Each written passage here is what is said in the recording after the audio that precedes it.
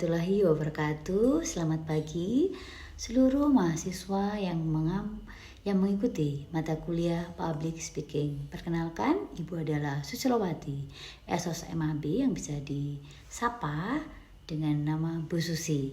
Nah, Bu Susi di sini adalah pengampu dari mata kuliah Public Speaking.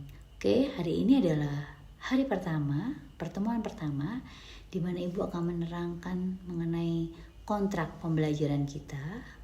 Kemudian Ibu akan menerangkan mengenai definisi dan pemahaman mengenai public speaking.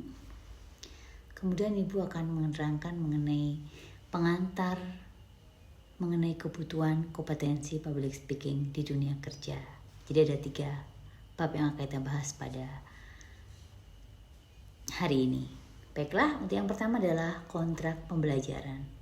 Kontrak pembelajaran untuk mahasiswa yang pertama adalah kita ada 7 kali pertemuan sebelum UTS. 7 kali pertemuan, kemudian pertemuan ke-8 kita UTS, kemudian pertemuan ke-9 sampai pertemuan ke-15 itu adalah tatap muka lagi, itu ada 7 lagi, kemudian pertemuan ke-16 adalah UAS. Mengenai penilaiannya untuk UTS, kemudian untuk UAS dan untuk presensi masing-masing sebanyak 15%. Sedangkan untuk UKK sebesar 55%. Jadi totalnya 100%. Jadi kalian nanti ketika mengumpulkan UAS, Ibu akan menilai, kemudian nilai tersebut akan dikalikan 15%-nya. Nanti terakhirnya dijumlah, total jadi 100% untuk penilaian. Kemudian untuk materi yang ada mengenai public speaking ini, kalian bisa cermati di rencana pembelajaran semester public speaking yang sudah Ibu upload di Prun. Di situ kalian bisa lihat pertemuan pertama topik kita apa, kedua, ketiga, sampai ke-7.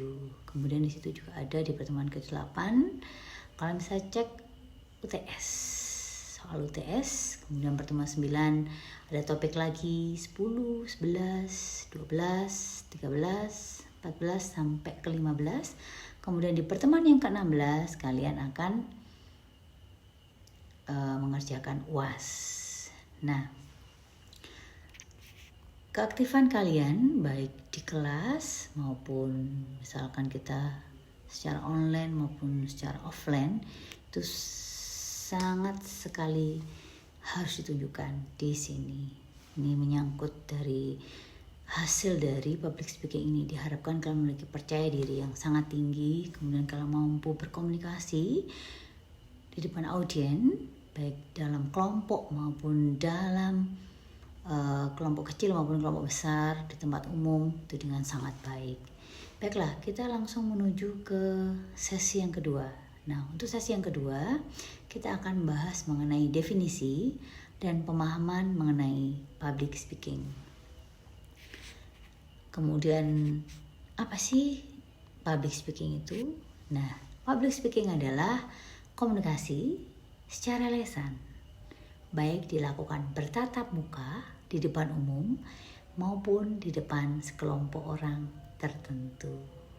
Jadi di sini ada komunikasi yang dilakukan secara lisan, baik dilakukan bertatap muka di depan umum. Jadi ada kita pembicaranya, kemudian ada audiennya di depan umum, maupun di depan sekelompok orang tertentu. Misalkan di salah satu seminar, salah satu workshop, seperti itu yang disebut sebagai public speaking. Kemudian ada juga public speaking itu yang mengatakan bahwa public speaking adalah seni berbicara atau seni berpidato. Nah,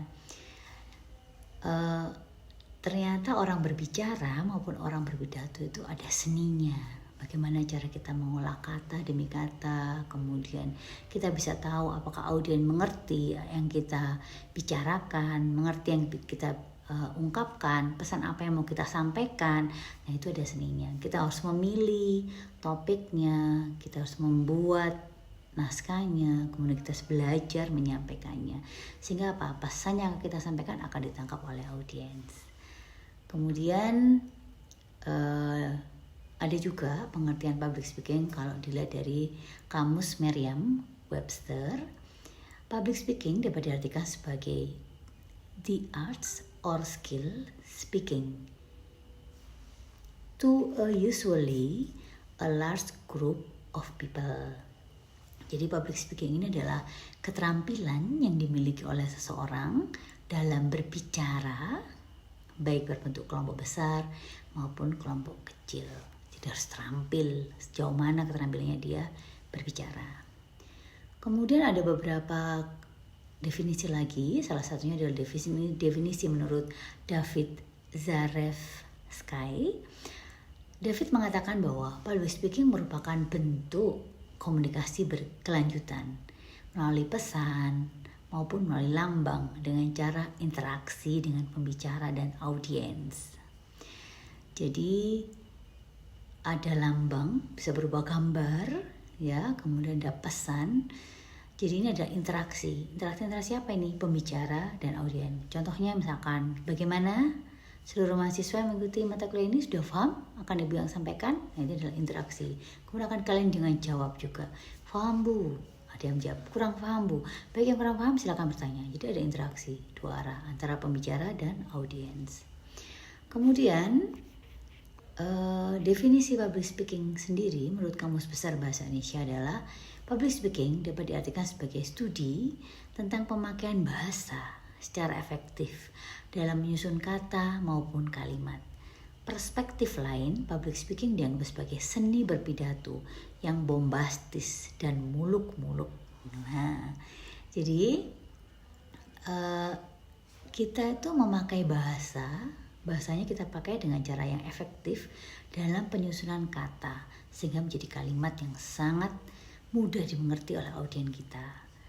Kemudian jawaban juga dikatakan bahwa public speaking itu dianggap sebagai seni berpidato yang bombastis dan muluk-muluk. Jadi misalnya salah satu contohnya kita mau berpidato untuk meyakinkan audiens untuk memilih kita, misalkan menjadi misalkan rektor atau misalkan menjadi kepala daerah, wali kota. Nah, saat itu kita kan harus berpidato ya. Kita harus semangat ketika berpidato, bombastis, nah, bisa dikatakan seperti itu. Jadi di sini sudah paham ya kalian apa itu public speaking? Baiklah, kalau gitu kita akan lanjut ke topik yang berikutnya. Tapi sebelum kita beralih ke topik selanjutnya, Ibu akan bertanya kepada kalian, apakah setiap orang wajib menguasai public speaking? Jawabannya yes, kita wajib punya public skill yang mumpuni. Why? Public speaking menjadi bagian penting dalam dunia bisnis, sama halnya dengan mengatur keuangan perusahaan yang tepat dan sesuai. Jadi public speaking nanti bukan sekedar berbicara, tapi kita harus posting confidence. Kita harus lengkapi dengan gestur tubuh. Kita harus menguasai materi yang akan dibawakan. Baiklah, kita akan bahas mengenai pengantar kebutuhan kompetensi public speaking di dunia kerja. Brown adalah salah satu dari fasilitas yang diberikan oleh Universitas Brawijaya untuk mempermudah mahasiswa dalam melakukan pembelajaran. Oke, manfaat menguasai public speaking. Yang pertama, kita menjadi lebih percaya diri, kemudian kita meningkatkan daya ingat, kemudian meningkatkan keterampilan berkomunikasi dan meningkatkan kemampuan berpikir kritis. Baiklah, itu adalah materi dari pertemuan kita yang pertama. Wassalamualaikum warahmatullahi wabarakatuh. Selamat pagi.